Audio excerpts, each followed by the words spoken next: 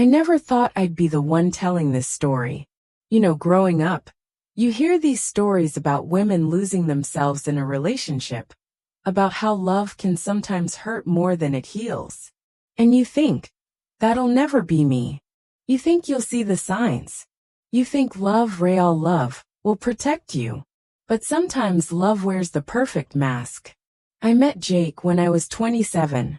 I had just gotten out of a long-term relationship that ended like a slow, painful exhale. I wasn't even looking for anyone, not really. I was tired, jaded, focused on my career and rediscovering myself. Then he came along, charming, funny in that effortless kind of way, confident without being cocky.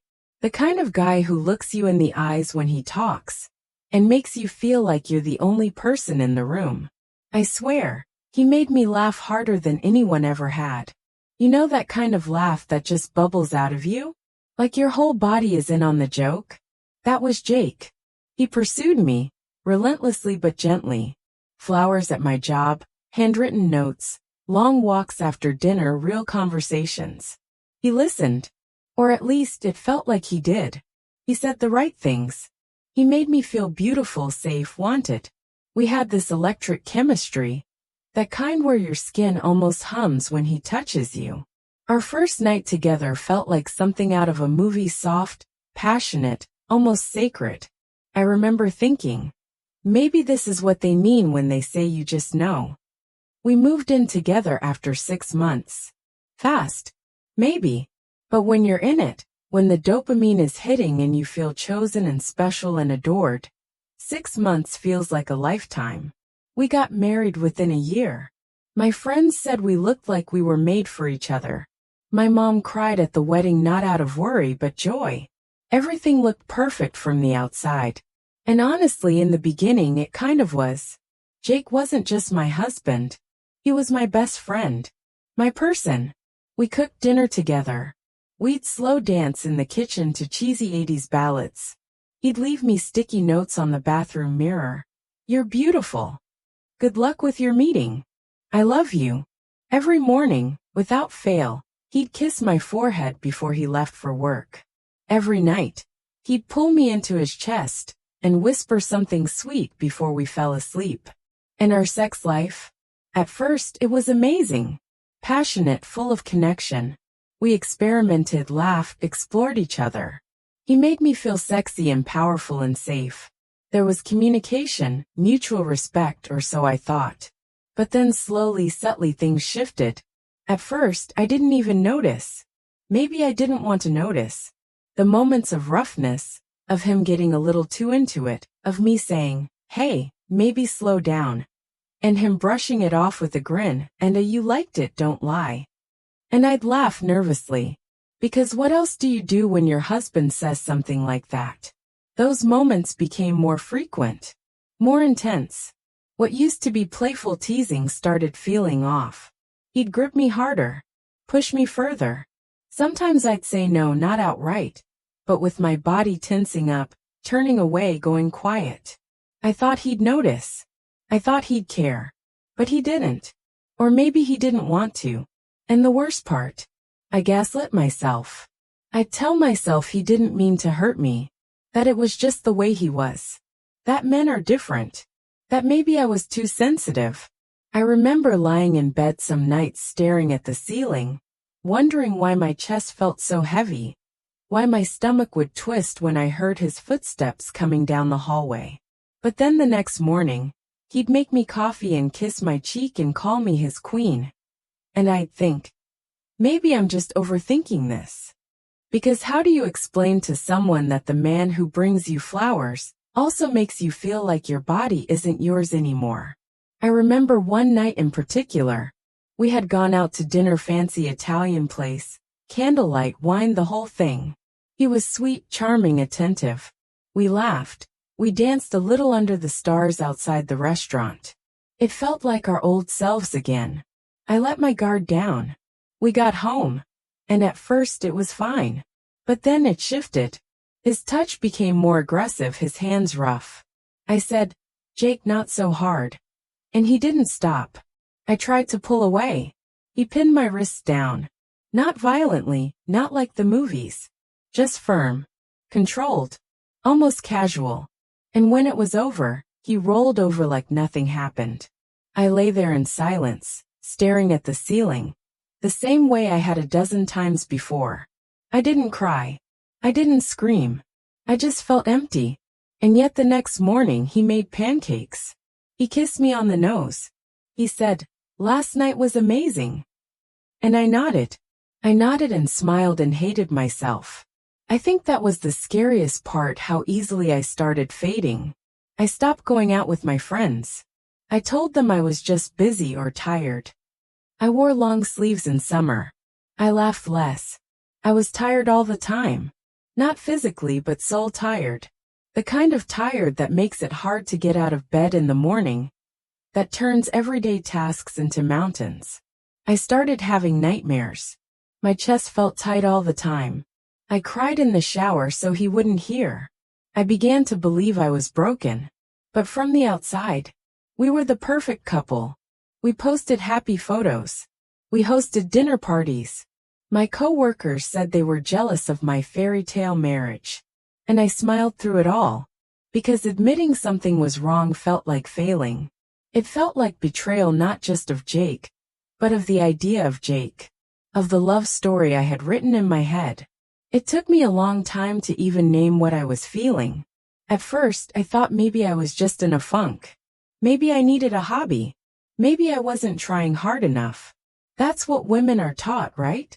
That if the relationship isn't working, we just have to love harder, sacrifice more, bend further.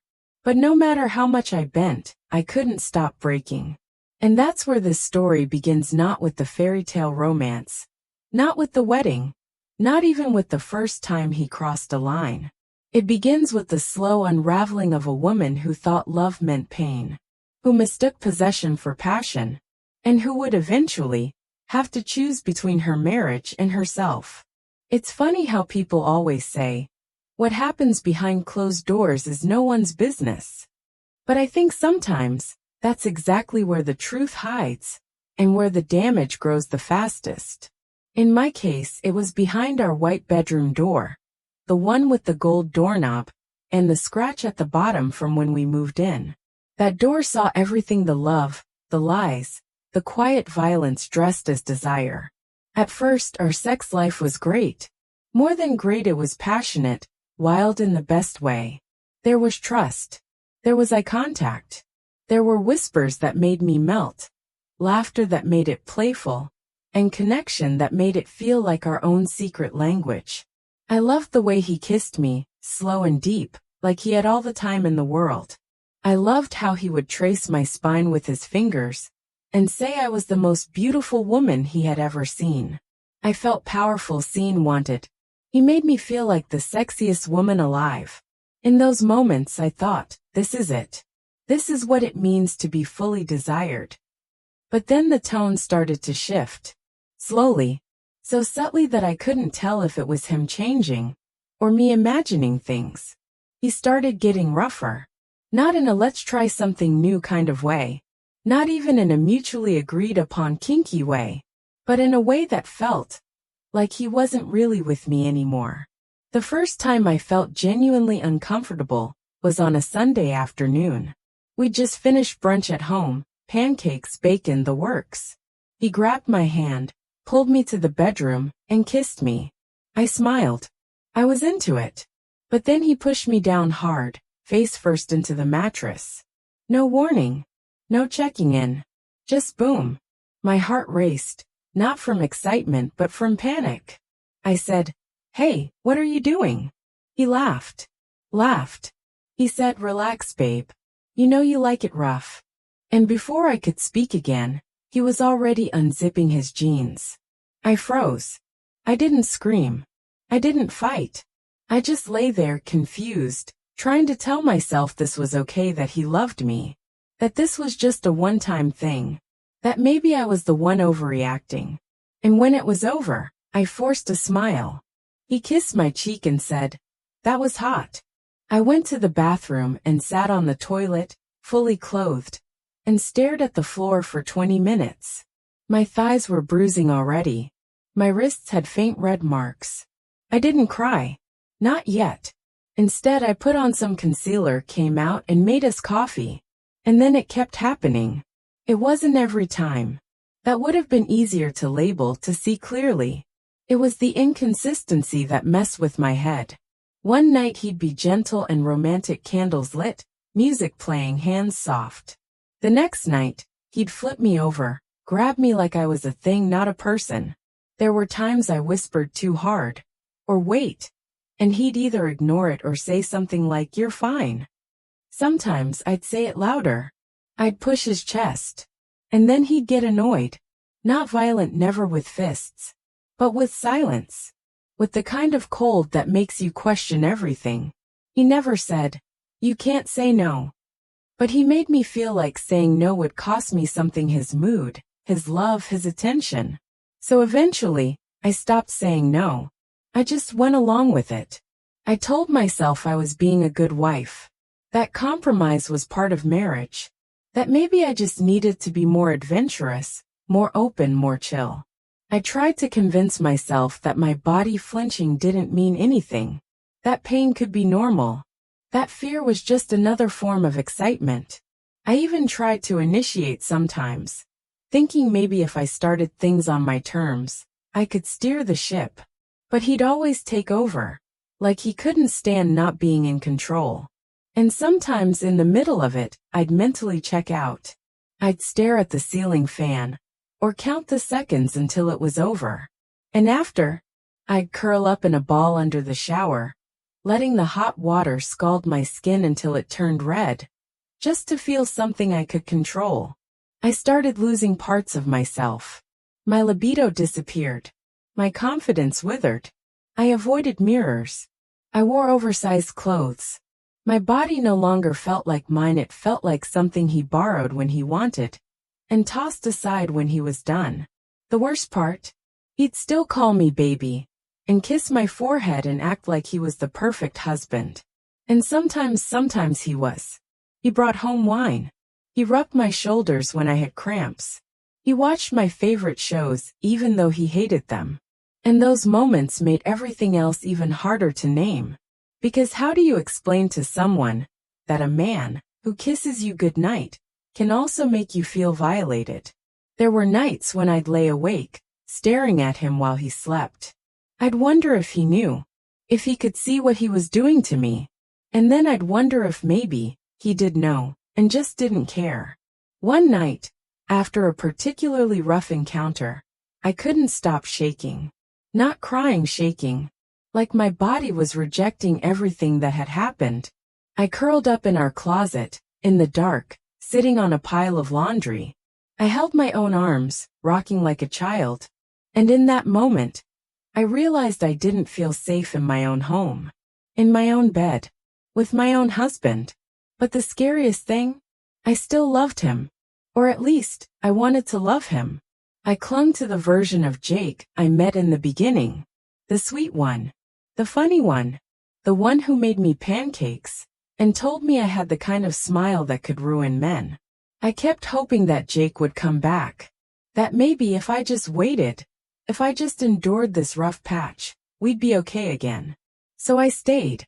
I stayed through the bruises I lied about. I stayed through the headaches I faked.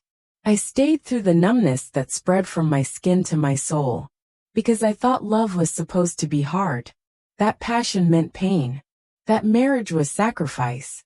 What I didn't realize, yet what I was too scared to say out loud, was that consent isn't a one-time promise you give at the altar. It's a conversation. A respect. A daily choice.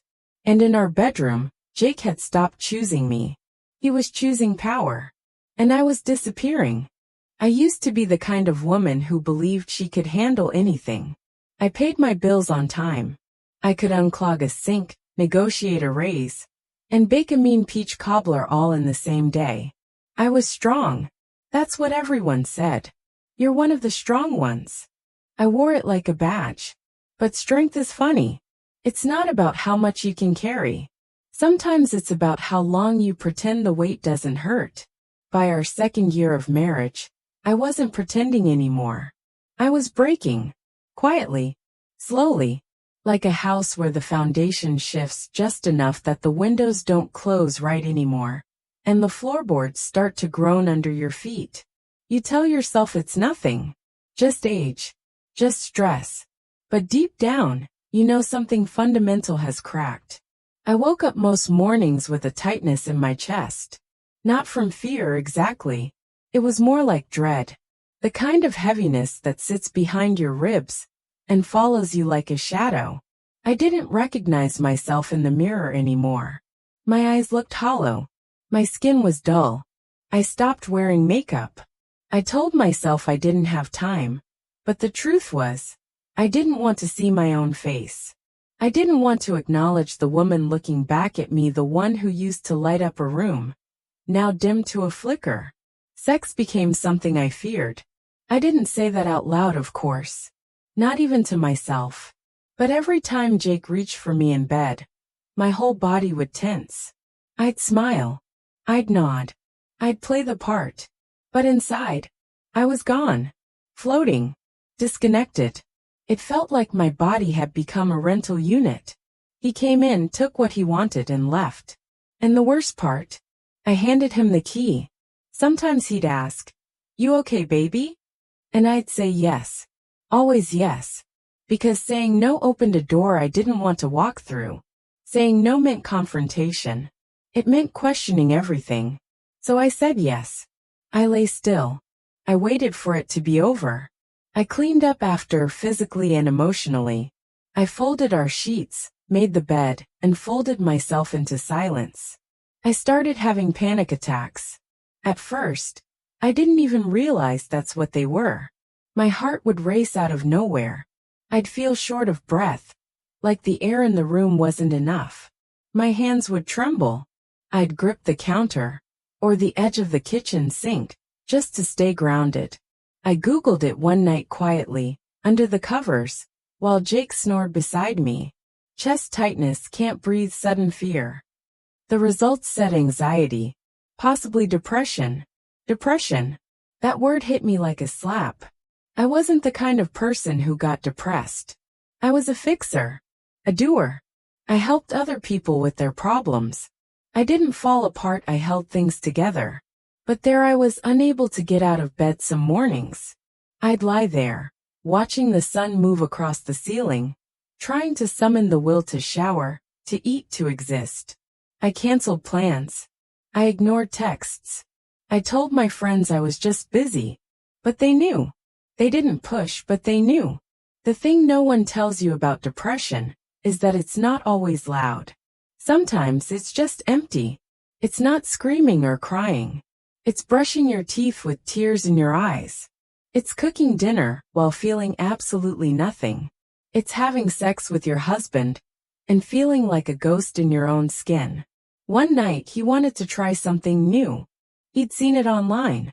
Some article, or maybe a video. He didn't ask, not really. He just said, "Trust me, you'll like this."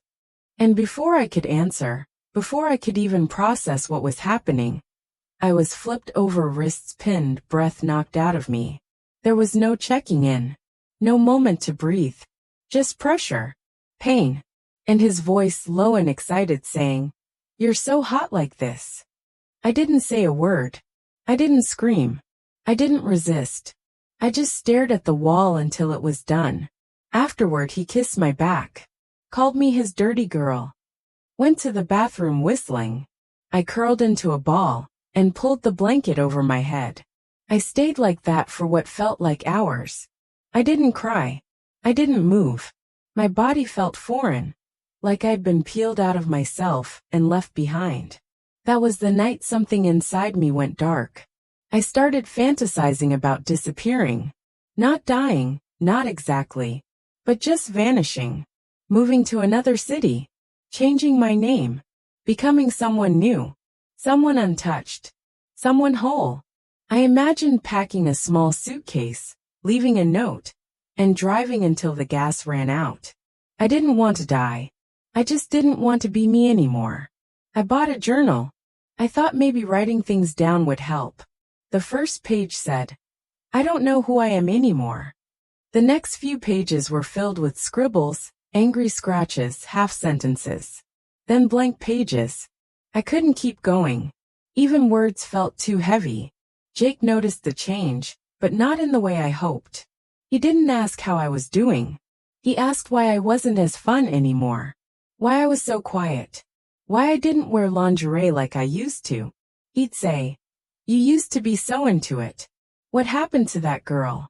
And I'd smile and say, "I don't know. I'm just tired." He never asked why I was tired. He didn't want the answer. We went to a friend's wedding one weekend. I wore a navy blue dress, curled my hair, painted on a smile. We danced, drank champagne, took cute photos. Everyone said we were goals. I laughed at the right times, held his hand, played the part. But in the hotel room that night, when he pulled off my dress and whispered, "Let's make some memories," I wanted to scream. Instead, I went numb. I let it happen. I let him take me. I closed my eyes and left my body. It was easier than resisting, easier than fighting. When it was over, I turned away, pretending to sleep. He wrapped an arm around me and said, "God, I love you." And for a second, I wondered if he even saw me at all. The next morning, while brushing my teeth, I looked in the mirror and whispered, "This isn't love." I didn't even realize I'd said it out loud until my voice cracked. That was the moment I knew I wasn't okay. And I hadn't been for a long time. Something had to change. Either I was going to disappear completely, or I was going to fight for whatever pieces of myself I had left. They say the hardest part of speaking up is finding the words. But I don't think that's true. The hardest part is believing someone will actually listen. There was a night mid-December, cold enough that our bedroom windows had fog on the inside. Jake and I had just finished dinner takeout Thai, nothing fancy. I remember the red curry had gone cold, because I was too distracted to eat. I'd been building up the courage all day to say something. Not a confrontation. Not an accusation. Just a conversation. I had even practiced it in my head while folding laundry. "Hey, I've been feeling off lately. Can we talk about how things have been between us?" I waited for the right moment. After dinner. After the dishes. After he settled on the couch, scrolling his phone. My hands were sweating. My heart was pounding like I was about to jump off a building. I sat beside him, took a deep breath and said, "Can we talk?" He looked up half interested. "About what?" And suddenly, I forgot all the lines I'd rehearsed. I froze. All I could manage was, "I just feel like things haven't felt good for me lately. With us. Intimately." The moment I said the word intimately, his face changed. The warmth drained. He sat up straighter, his jaw tightening. "What do you mean?" he asked, his voice already defensive. I tried to be gentle. I used all the disclaimers women are trained to use. "It's not that you've done anything wrong. I just want us to feel close again. Maybe we could talk about what we both enjoy." But before I could even finish, he cut me off. "So now I'm some kind of monster?" His voice wasn't yelling. Not yet. But it had that sharpness, that edge I'd grown to fear. "No, Jake. I'm not saying that. I'm just saying sometimes it's too rough. And I feel like I don't have a say." He laughed. Laughed. That bitter, dismissive kind of laugh that tells you the conversation is already over. You never complained before. Now suddenly you're a victim. That word victim hung in the air like poison. I wanted to scream. Not because he was yelling, but because I wasn't being heard. I was trying so hard to be soft, to be fair, to keep it calm. And still it wasn't enough. I wasn't allowed to feel pain unless it made sense to him. I wasn't allowed to say "this hurts" unless he agreed it should. So I did what I always did. I apologized. I said, "I didn't mean to upset you." I said, "Maybe I'm just tired." I backed down. Later that night, he reached for me in bed. Of course he did. That's how he always sealed the cracks. With kisses, with hands, with whispered promises that didn't mean anything anymore. My body was tense, but I didn't say no. I was afraid of what that would mean. He kissed my neck, told me I was sexy, told me he loved it when I got emotional. And right there in the dark, while he was inside me, I realized he thought my pain was foreplay. I started therapy after that. I didn't tell him. I Googled sliding scale clinics and booked an appointment during my lunch break. The first session I barely spoke, just cried, for 45 minutes straight. The therapist, her name was Morgan, handed me tissues, nodded softly and said, "It's okay. You don't have to explain yet." But I wanted to. I wanted someone, anyone, to understand what it felt like to be trapped in a marriage where my no became optional, where sex wasn't something we shared, but something I survived, where I was both a wife and a prisoner in satin sheets. It took me 3 sessions to say the word consent, 5 to say abuse, and even then I said it like a question. Morgan never pushed. She just held space. And that was the first time in years I felt safe. One night I tried again to speak up. Jake and I were watching TV. Something mindless. He leaned over, kissed my shoulder and said, "You're quiet again." I nodded. "I've been thinking a lot," I said. "About us." He sighed. "You're not going to start this again, are you?" But this time, something in me didn't back down. I looked him in the eye and said, "I'm going to therapy." He stared at me like I'd grown 2 heads. "Therapy? For what?" "For how I've been feeling," I said slowly. "For what's been happening between us, especially in bed." He rolled his eyes. "So you're talking to a stranger about our sex life now?" "I'm talking to someone because I feel like I'm disappearing." He didn't respond, just grabbed the remote and turned up the volume. And in that moment I knew I wasn't being listened to. I was being tolerated. The next time he touched me, I flinched. It wasn't dramatic, just a small involuntary recoil. But he noticed. He pulled back, stared at me like I'd slapped him. "You act like I hurt you," he said. And for the first time, I looked him dead in the eyes and said, "You do." He left the room, slammed the door. I didn't chase him. I lay in bed alone that night trembling, not with fear, with relief, because the truth was out now. No more pretending, no more smiling through it. The door was cracked open, and maybe, just maybe, I could walk through it. Healing doesn't look like what they show in the movies. It doesn't come with a dramatic scene, a tearful goodbye, or a perfectly timed sunrise. For me, healing started on a random Tuesday, at 6:47 a.m., while I was pouring coffee in the kitchen barefoot, still wearing the same oversized t-shirt I'd slept in for 3 nights straight. Jake was still asleep, snoring in the next room. And for once, I didn't dread him waking up. I don't know why that morning was different. Maybe it was the way the morning light spilled through the window, hitting the counter like a silent invitation. Maybe it was the stillness in my chest, the kind that didn't feel like fear or panic. It felt like space, like breath, like me. I sat at the table, wrapped my hands around the warm mug, and said it out loud. I deserve better. No one else was there to hear it, but I heard it, and that changed everything. I didn't pack my bags that day. I didn't call a lawyer.